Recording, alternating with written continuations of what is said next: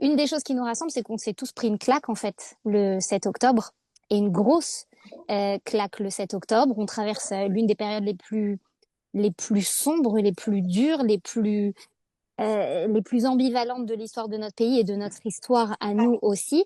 Et aujourd'hui, Emmanuel l'a dit, on le sait tous et on le sent tous, les voix les plus audibles, les voix qu'on entend le plus souvent, c'est les voix les plus extrêmes.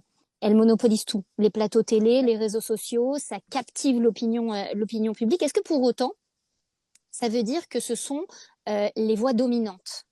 Je suis convaincue que non.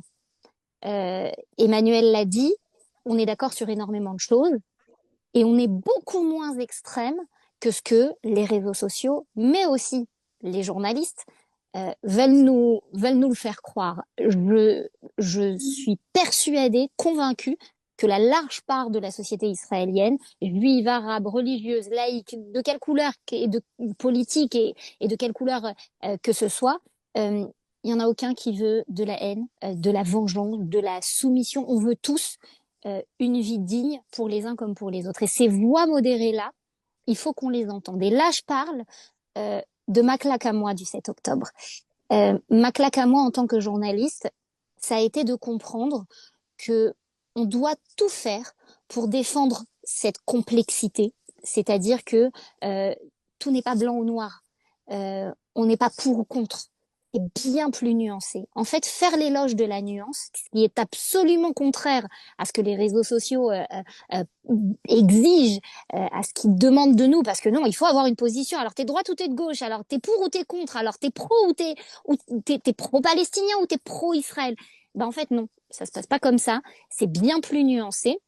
Et il faut la défendre, cette complexité. Et ce qu'il faut défendre aussi, je pense, et je pense que c'est très, très important, c'est l'humilité.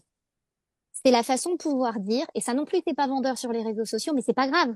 On s'en fout de vendre. On veut être avec cette majorité silencieuse.